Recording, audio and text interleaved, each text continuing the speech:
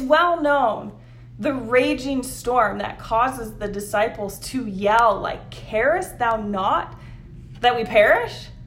But perhaps maybe we could see more of ourselves during our personal storms and our heavy thoughts and our passing doubts and our pleadings of, "Carest thou not that I'm struggling?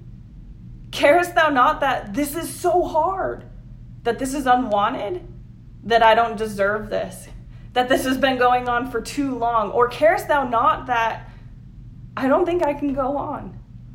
Carest thou not about me?" Like the apostles waking up Christ, who is asleep during what seems to be a life-threatening storm. We too sometimes find ourselves wondering if he's sleeping through all the times where we feel like we so desperately need him the most. We wonder where relief is. We plead for him to calm our storm because it's as though we may not make it. Or at the very least, for him to wake up, to be conscious, to be mindful, to be present during our raging storms that we're in the midst of. It's sobering to think of Christ, who also asked questions during his trials that were so hard that caused him to bleed, and circumstances so brutal that they cost him his life. I think of when he asked the question to the disciples, "Could ye not watch with me 1 hour?" Or parallel to their question, they themselves were asking him during their raging storm on the sea, like, "Could you not be here with me? Could you have not at least been here with me as I struggled?" And although I've been in too many raging storms, wondering too many times if I'll be able to make it, losing my voice too many times because of how loud my pleadings have been, I find myself heartbroken at the thought of my life being any different.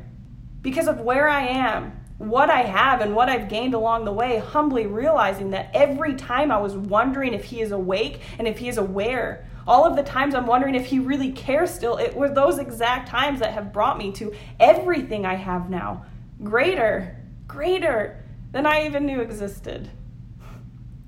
I think of Elma.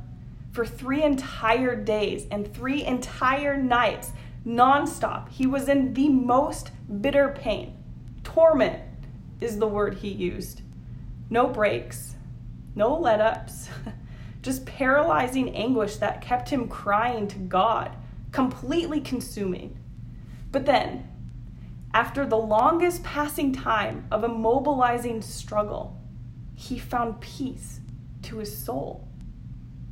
And so sometimes we feel like things are the most consuming or the worst anguish, and we agonize over the passing time with no breaks and no let-ups. And we have to make the decision to keep crying unto God through it, or we give up, we stop. But when I think of that, I think of Adam and Eve in the garden. It was the adversary that got them to not turn to the only ones that could help them, Christ and Heavenly Father. So anything to stop us from turning to him, to stop us from crying to him, anything to get us to give up, to pull us away from God in any way, it's clear who and where it's coming from. But like the 3 long days and long nights in Alma 38, or the 344 days in Alma 6, or perhaps for us, maybe even longer, as we continue to turn and cry unto Christ, he will send angels like he did in Alma. And he will send light like he did in Ether. And we will find peace and forgiveness and strength and change and rest and a new start, because reality is, like Alma said, there is no other way. With the reality of our storms comes the reality of Christ and the reality of his power, his love, the reality of his purpose to bring us to those greater things. And when we remember all that we have, all that we've been given, when we remember who he really is, we really can continue through raging waters and agonizing nights, knowing he is quite literally with us and we will not drown. We really can continue down uncharted paths and unwanted waters, knowing he is awake, he is aware, and he is actively bringing us to those greater things, the best things. We really can continue without panic, knowing we're in his hands.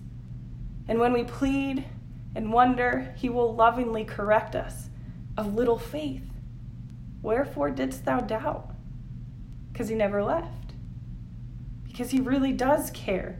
We really will make it, and it will be indescribable.